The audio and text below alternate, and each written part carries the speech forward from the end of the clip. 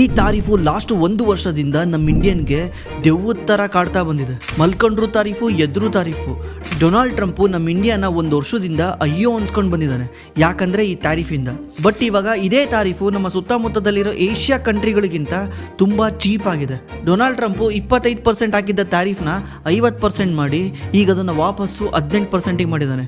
ಈ 18% ಇಡೀ Asia ಖಂಡದಲ್ಲೇ lowest. ನಾವು ಯಾರ್ಯಾರು ಕಾಂಪಿಟೇಟರ್ ಅಂತ ಕರಿತಿದ್ವಲ್ಲ ಅವ್ರಿಗೆಲ್ಲ ಕಂಪೇರ್ ಮಾಡಿದ್ರೆ ನಮ್ಮ ಇಂಡಿಯಾದೇ ಕಮ್ಮಿ ತಾರೀಫ್ ಇದೆ.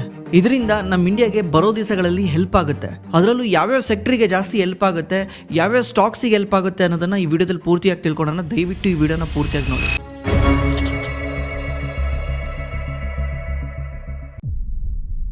Trump says he will reduce tariffs on Indian goods in exchange for their promise to stop buying Russian oil. President Donald Trump praised the agreement on social media, saying tariffs against India will immediately drop from 25% to 18%.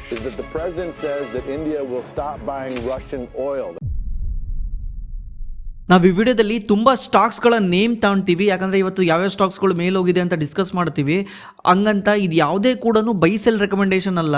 ನಾವು ಹೇಳ್ತಿದ್ದೀವಿ ಅಂದ ತಕ್ಷಣ ಹೋಗಿ by cell ಮಾಡಬೇಡಿ. ಇದು ಯಾವುದೇ ಕೂಡ by cell recommendation ಅಲ್ಲ. ಇದು ಜಸ್ಟ್ ಎಜುಕೇಷನ್ ಪರ್ಪಸ್ಗೆ ನಿಮಗೆ ತೋರ್ಸೋಕ್ಕೋಸ್ಕರ ಅದನ್ನು ಯೂಸ್ ಮಾಡ್ತಾ ಇರೋದು, ಮತ್ತು ಹೋಗಿ ಬೈ ಮಾಡಬೇಡಿ. ಎಷ್ಟೋ ಜನಕ್ಕೆ ಈ ಟ್ಯಾರಿಫ್ ಅಂದರೆ ಏನಂತ ಗೊತ್ತಿಲ್ಲ. ಅಂದರೆ ಸಿಂಪಲಾಗಿ ಹೇಳ್ತೀನಿ ಕೇಳಿ. ಟ್ಯಾರಿಫ್ ಅನ್ನೋದು ಒಂದು ಟ್ಯಾಕ್ಸು. ಈಗ ನಮ್ಮ ಇಂಡಿಯಾ ಒಂದು ಟೀ ಶರ್ಟ್ನ ತಯಾರು ಮಾಡ್ತಾ ಇದೆ ಅಂದರೆ, ಈ ಟೀ ಶರ್ಟ್ ಪ್ರೈಸ್ 100 ರೂಪಾಯಿ ಇದೆ ಅಂದರೆ, ನಾವು ಇದನ್ನು ಅಮೇರಿಕಾದಲ್ಲಿ ಹೋಗಿ ಸೆಲ್ ಮಾಡಬೇಕಂದ್ರೆ ಅದಕ್ಕೆ ಅಮೇರಿಕಾ ಟ್ಯಾರಿಫ್ ಹಾಕುತ್ತೆ, ಅಂದರೆ ಇಂಪೋರ್ಟ್ ಡ್ಯೂಟಿ ಹಾಕುತ್ತೆ. ಆ ಇಂಪೋರ್ಟ್ ಡ್ಯೂಟಿ ಎಷ್ಟು % ಅನ್ನೋದ್ರ ಮೇಲೆ ಡಿಪೆಂಡ್ ಆಗಿರುತ್ತೆ.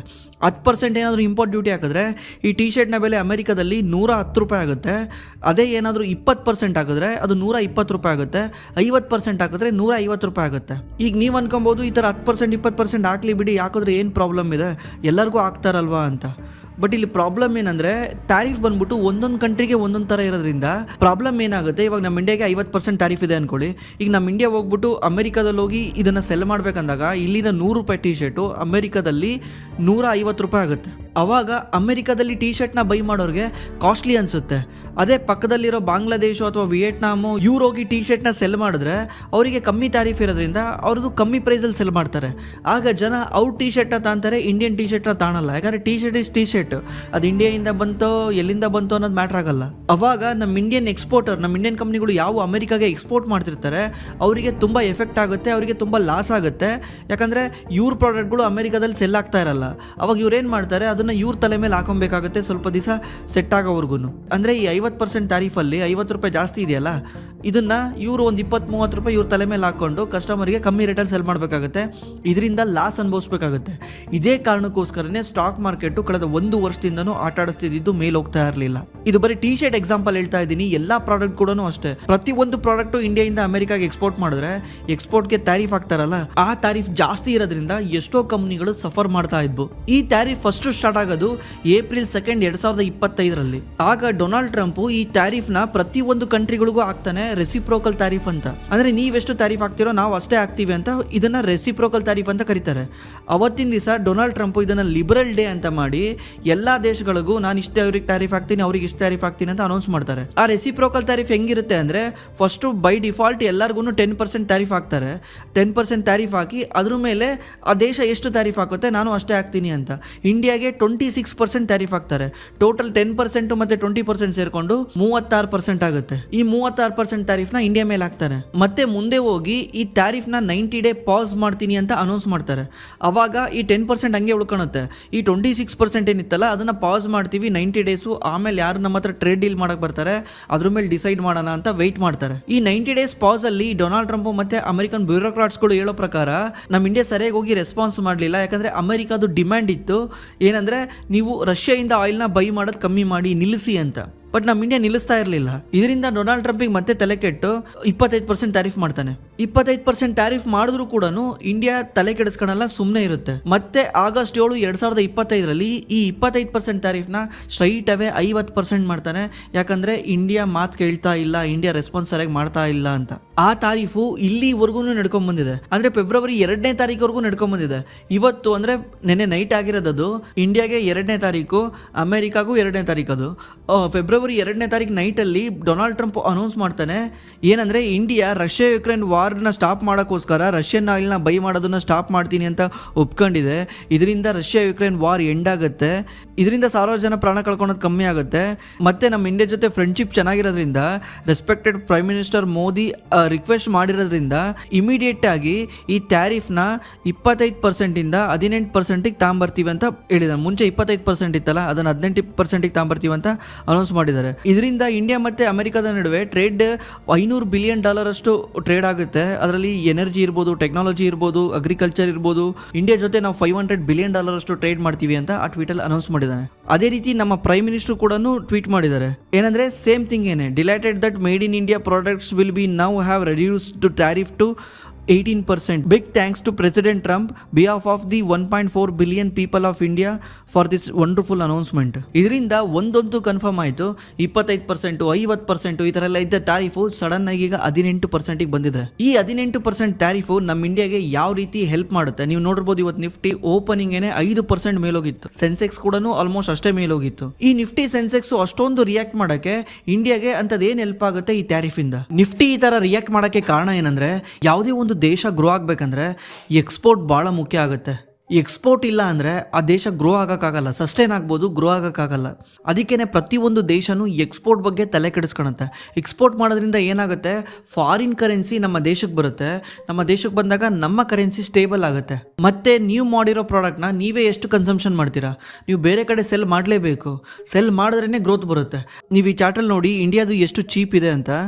ಆಸ್ಟ್ರೇಲಿಯಾ, UK, ಯುರೋಪು, ಜಪಾನ್ ಬಿಟ್ಟರೆ, ಬಿಕಾಸ್ ಈ ಕಂಟ್ರಿಗಳು ಅಮೆರಿಕದ ಕ್ಲೋಸೆಸ್ಟ್ ಕಂಟ್ರಿಗಳು, ಇವು 4 ಕಂಟ್ರಿ ಬಿಟ್ಟರೆ ಇಂಡಿಯಾನೇ ಚೀಪ್ ಆಗಿರೋದು 18%. ಅದು ಬಿಟ್ಟರೆ ಮೋಸ್ಟ್ ಆಫ್ ದಿ ಕಂಟ್ರಿಗಳದ್ದು ಟ್ಯಾರಿಫ್ ಬಂದ್ಬಿಟ್ಟು 19, 20, 32, 35, 31% ಎಲ್ಲ ಇದೆ. ಕೆನಡಾ, ಸ್ವಿಟ್ಜರ್ಲ್ಯಾಂಡ್ಗೆ 35, 39% ಇದೆ. ಚೈನಾದು 32% ಇದೆ. ಅದಕ್ಕೇನೆ ಈ ಎಕ್ಸ್ಪೋರ್ಟ್ ಅಷ್ಟೊಂದು ಮುಖ್ಯ ಆಗುತ್ತೆ. ಈ ಎಕ್ಸ್ಪೋರ್ಟ್ಗೆ ಪ್ರಾಬ್ಲಮ್ ಮಾಡ್ತಿದ್ದೇನು ಹೇಳಿ, ಈ ಟ್ಯಾರಿಫ್ ಹಾಕೋದ್ರಿಂದ ಏನಾಗುತ್ತೆ, ನಾನು ಅವಾಗಲೇ ಹೇಳ್ದಂಗೆ ನಮ್ಮ ಪ್ರಾಡಕ್ಟ್ಗಳು ಬೇರೆ ದೇಶದಲ್ಲಿ ಹೋಗಿ ಸೆಲ್ ಮಾಡೋದು ಕಷ್ಟ ಆಗುತ್ತೆ. ಇವಾಗ ಈ ಟ್ಯಾರಿಫ್ ಕಮ್ಮಿ ಮಾಡಿದ ತಕ್ಷಣ ಏನಾಗುತ್ತೆ, ನಮ್ಮ ಸುತ್ತಮುತ್ತ ಇದಾರಲ್ವ ಕಾಂಪಿಟೇಟರ್, ಯಾರು ಹೇಳಿ, ಚೈನಾ, ವಿಯೆಟ್ನಾಮು, ಬಾಂಗ್ಲಾದೇಶು, ಇವ್ರ ಜೊತೆ ನಾವು ಕಾಂಪೀಟ್ ಮಾಡಿ ಜಾಸ್ತಿ ಎಕ್ಸ್ಪೋರ್ಟ್ ಮಾಡ್ಬೋದು. ಯಾಕಂದರೆ ಇವ್ರ ತಾರೀಫು ನಮಗಿನ್ನ ಜಾಸ್ತಿ ಇದೆ. ಚೈನಾ ತಾರೀಫ್ ಬಂದ್ಬಿಟ್ಟು 37% ಇದೆ. ಅದು ನೆಗೋಷಿಯೇಷನ್ ಆಗ್ತಾ ಇದೆ ಅಂತ ಮಾತಾಡ್ತಾ ಇದ್ದಾರೆ, ಬಟ್ ಸ್ಟಿಲ್ ಅದೇನು ಆಗೇ ಇಲ್ಲ, 37% ಇದೆ. ಅದೇ ರೀತಿ ವಿಯೆಟ್ನಾಮ್ದು 20% ಇದೆ. ಬಾಂಗ್ಲಾದೇಶದ್ದು ಕೂಡ 20% ಇದೆ. ಕಾಂಬೋಡಿಯಾದು 19% ಇದೆ. ಇಂಡೋನೇಷ್ಯಾದು 19% ಇದೆ. ಪಾಕಿಸ್ತಾನದ್ದು 19% ಇದೆ. ಥೈಲ್ಯಾಂಡ್ದು 19% ಇದೆ. ಮಲೇಷ್ಯಾ ಮತ್ತು ಫಿಲಿಪೈನ್ಸ್ದು 19% ಇದೆ. ನಮ್ಮ ಇಂಡಿಯಾದು 18% ಇದೆ. ಆ್ಯಕ್ಚುಲಿ ನೀವು 18% ಅಂತ ನೋಡೋದಲ್ಲ, ಇದ್ರ ಜೊತೆ ಇನ್ನೊಂದು 4% ಕೂಡ ಕಮ್ಮಿ ಆಗುತ್ತೆ. ಯಾಕೆ ಹೇಳಿ, ಯಾಕಂದರೆ ಕರೆನ್ಸಿ ಡಿಪ್ರಿಷಿಯೇಷನ್ ಆಗಿರೋದ್ರಿಂದ. ಟ್ಯಾರಿಫ್ ಹಾಕ್ಬೇಕಾದ್ರೆ $1 $US ಇದ್ರಿಗೆ $85 ಇತ್ತು.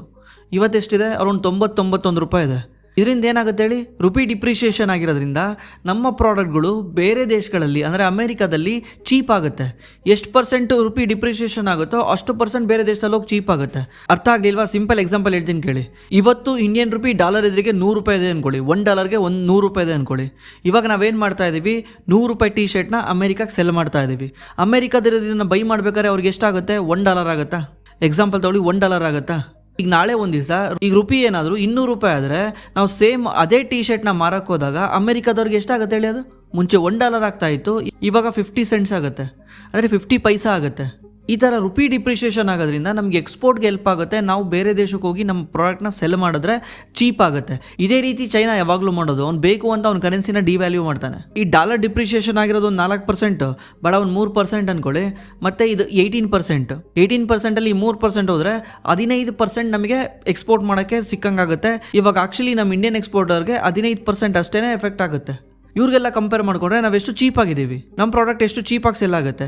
ಇದರಿಂದ ಇಂಡಿಯನ್ ಕಂಪ್ನಿಗಳಿಗೆ ಸಖತ್ತು ಹೆಲ್ಪ್ ಆಗುತ್ತೆ. ಅದಕ್ಕೇ ಇವತ್ತು ಈ ಥರ ಎಕ್ಸ್ಪೋರ್ಟ್ ಬೇಸ್ ಸ್ಟಾಕ್ಗಳು ಸಖತ್ತು ಮೇಲೋಗ್ತಾ ಇರೋದು. ಅದರಲ್ಲಿ ಮೇಜರ್ ಅಂದರೆ ಟೆಕ್ಸ್ಟೈಲ್ ಇಂಡಸ್ಟ್ರಿ. ಇಲ್ಲಿ ನೋಡಿ, ನೀವು ಮೋಸ್ಟ್ ಆಫ್ ದಿ ಟೆಕ್ಸ್ಟೈಲ್ ಸ್ಟಾಕ್ಸ್ಗಳು 20% ಮೇಲೋಗಿದ್ದಾವೆ. ಗೋಕುಲ್ದಾಸ್ ಎಕ್ಸ್ಪೋರ್ಟು, ಇಂಡೋಕೌಂಟು, ಕಿಟೆಕ್ಸ್ ಗಾರ್ಮೆಂಟ್ಸು, ಮತ್ತು ವೆಲ್ಸ್ಪೂನ್ ಲೀವಿಂಗ್ಸು, ಮತ್ತು ಹಿಮ್ಮತ್ ಸಿಂಗಾ ಸಿಡೆ, ಈ ಥರ ಮೋಸ್ಟ್ ಆಫ್ ದಿ ಟೆಕ್ಸ್ಟೈಲ್ ಸ್ಟಾಕ್ಸ್ಗಳು ಸಖತ್ತು ಮೇಲೋಗಿದ್ದಾವೆ. ಅದು ಬಿಟ್ಟರೆ LT ಫುಡ್ಸು, ಮತ್ತು ಅವಂತಿ ಫೀಡ್ಸು, ಮತ್ತು ಗೋಲ್ಡಿಯಮ್ ಬಂದ್ಬಿಟ್ಟು ಇವರು ಆರ್ಟಿಫಿಷಿಯಲ್ ಡೈಮಂಡ್ನ ಮ್ಯಾನುಫ್ಯಾಕ್ಚರಿಂಗ್ ಮಾಡಿ, ಲ್ಯಾಬ್ ಗ್ರೋನ್ ಡೈಮಂಡ್ನ ಮ್ಯಾನುಫ್ಯಾಕ್ಚರಿಂಗ್ ಮಾಡ್ತಾರೆ.